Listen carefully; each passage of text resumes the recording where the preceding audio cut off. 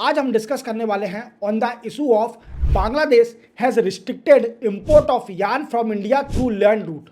क्या है पूरा मामला, चलो स्टार्टिंग जानते हैं।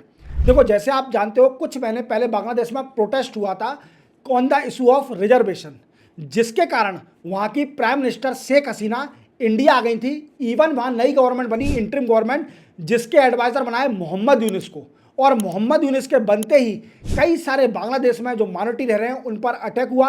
इवन हिंदू के टेम्पल, हिंदू के हाउस को वेंडलाइज किया। इवन जो बांग्लादेश में इस्कॉन टेम्पल है उनके महंत को अरेस्ट भी किया।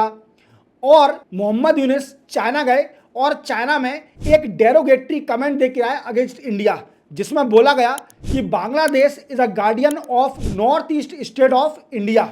अब इसके रिस्पॉन्स में इंडिया ने जवाब दिया और इंडिया ने ट्रांसशिपमेंट फैसिलिटी सस्पेंड कर दी टू बांग्लादेश।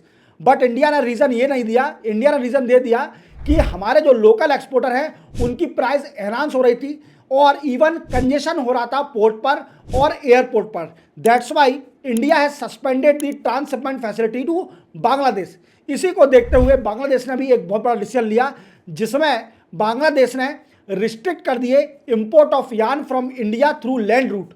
अब कुछ फैक्ट जानते हैं जिसमें बताया जाएगा कि इंडिया कितना यार्न एक्सपोर्ट करती है। अगर 2024 का डेटा देखा जाए तो इंडिया ने कॉटन यार्न 2024 में $1.6 बिलियन का एक्सपोर्ट किया है इंडिया ने। इवन मैन मेड यार्न का एक्सपोर्ट किया है $85 मिलियन। बट इंडिया इसी पर डिपेंड नहीं है, इंडिया पे कई सारी चीज़ें हैं, कई सारे मर्केंटाइज हैं जिसको एक्सपोर्ट करके इंडिया प्रॉफिट कमा सकती है। अगर बांग्लादेश को लगता है कि वो एक फैसिलिटी को रिस्ट्रिक्ट करके इंडिया को रोक सकती है, इंडिया का लॉस करा सकती है, तो India is the 5th largest of economy. India do not care about single country.